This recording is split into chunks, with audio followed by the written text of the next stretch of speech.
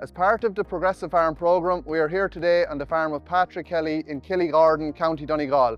We're taking a look at Patrick's 300 cow dairy herd with a key focus on the dairy beef genetics he uses on farm to maximise the value of his calf crop. And we're also discussing topics such as AgriNet HerdApp and much more. I'm Patrick Kelly and we're here in the Finn Valley in County Donegal near Killygordon. I'm milking 300 cows in a spring calving system. We're averaging about 500 kilos of milk solids, so in around 5,900 litres of milk. We averaged 4.4 fat and 3.75 protein last year. This has been a dairy farm for generations. I'm the fifth generation on it. I've always been a big passionate believer in grass, and we can grow a lot of grass here in this part of Donegal. And I focused when I came back farming here after I finished college. I focused on breeding the cows for milk solids. So we focus on milk solids and focus on fertility, and we've been breeding the cows for the last 25, 30 years on that basis. When we start the breeding season, usually the middle of May, it's all AI at that stage. The cows were bred last year completely with AI from start to finish. The advantage of that is that we've bred a lot more beef on dairy. We've bred a lot more beef because there's probably not the same demand for surplus dairy heifers. I would have sold quite a few heifers in the last number of years, but with the restrictions around nitrates, I'm going to have to really destock this farm as much as I can. So one advantage is having more beef on dairy. We will be able to sell those calves as drop calves, maybe looking more at sex semen. That will reduce the number of Frisian bulls going forward. So there will be a lot more beef on dairy, but the idea is to get those calves off this farm as quick as possible as they're born. So I use a big range of bulls. So for example, last year we used over 20 different sires in terms of the herd. So, but again, I sit down and match as much as I can using the information on the cows to try and match those bulls. So if you have a very high yielding cow, for example, you're going to use a high solids, low volume bull on them. If you've got a lower yielding cow, you're going to maybe put a bit more kilos of milk into that cow. Just trying to get the kind of cow that works for my system. And obviously I don't want a very, very extreme sized cow. It has to be able to work off grass, is what we do in this farm. The EBI is the driving force here, so we've always used that as a basis. But then within the sub-indexes, I tend to look at the components of the indexes. So Jeremy McCool is the breeding advisor here in Donegal, and I buy the straws through Jer. I actually do all the AI myself. I'm a trained technician in that, and I've always really enjoyed doing AI. So Jer has always been very reliable in terms of supplying me very good genetics. I tend to get a lot of advice from him on the dairy and on the beef, and especially in recent times more on the beef, because we use a lot more beef animals. Not having beef stock bulls, it gives me lots of options in terms of matching the beef on dairy. So when I sit down to cull my cows or to breed my cows, the first thing I look at is the milk record information. That's the starting point. Like, if you don't have that, it's impossible. You're working blind. So I've been on the HerdApp, which is the AgriNet program, since probably year 2000 or even before that. That's 25 years ago. I'm a huge fan of it. I still have it as a desktop. I have the HerdApp running side by side because we're in the DNA calf registration program, and we have to have live registrations. So I have the two of them running side by side. I find it hard enough to wean myself off the AgriNet because it's been such a good program. I've been a huge fan of it. I've got to really know how to use it. So I use the HerdApp to register the calves. Yeah, as I say, I'm in the DNA calf registration, so it's a live system. So it's the information. So I'm currently up, obviously, as the cow calves, it's on the system, and then I send that through the registration program, and that's onto the department database. And as the information comes from ICBF to the NGP, that verifies it, and then you get your cards in the post. So it's working seamlessly, in fairness, and I'm very pleased with the timeliness. I'm breeding a lot more beef on dairy, and I'm making sure I use the beef genetics on some of those poor performing dairy cows. So the beef have worked very well for me so far, a mixture of limousines and Aberdeen Angus.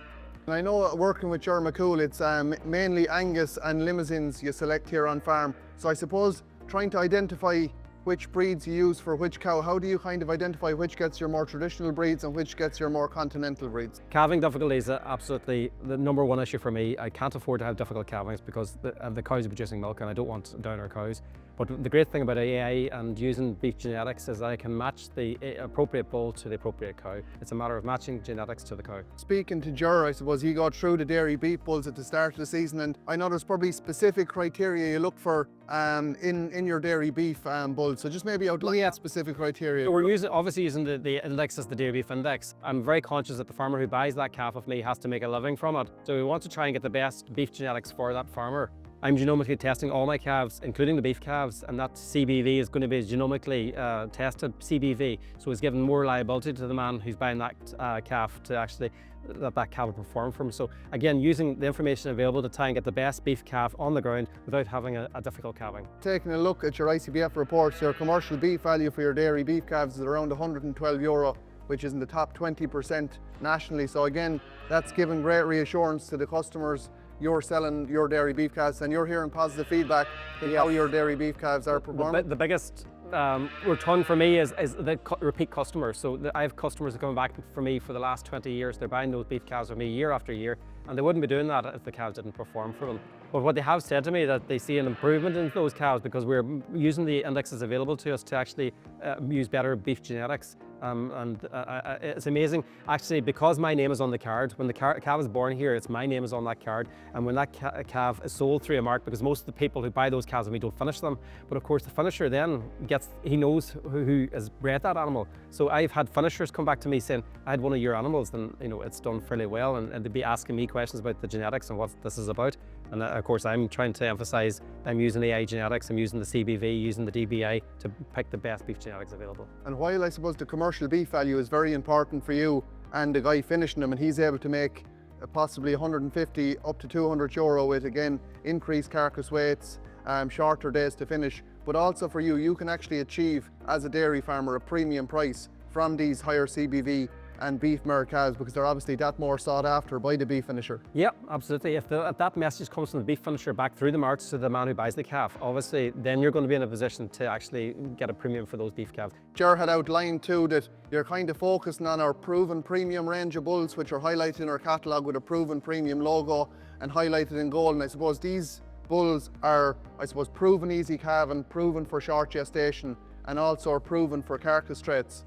But not only that, I suppose, for these proven shorter gestation bulls with really high fertility, I suppose that's also, shorter compact calving. Calves are also hitting the ground earlier. So essentially, you're getting more days in milk and higher kgs of milk solids from these. I'm trying to get as good a calf on the ground as possible without compromising on the milk production. So again, a balancing act. Ger gives you invaluable advice, and I suppose with your dairy beef calves, and I suppose he's on the ground, so I'm sure you get lots of good feedback from Ger as the season goes on. Yeah, so Ger's there at the end of the phone call, and again, he's probably more au fait with the beef side of the things than I obviously focus very much when I'm picking the dairy bulls. I'm looking at the bulls much more on the beef side. I want the best bulls available. I'll rely very much on Ger's guidance. If I want a stronger bull for a strong cow, he'll give me that advice. So it's works well for me. And of course, there's another fellow, James Doherty, who has worked with me he's a student here last year, and he's trained up as an AA technician. He worked with me serving the cows last year, and he's now working along with Ger and with Progressive Genetics. So it's great to see another generation coming along.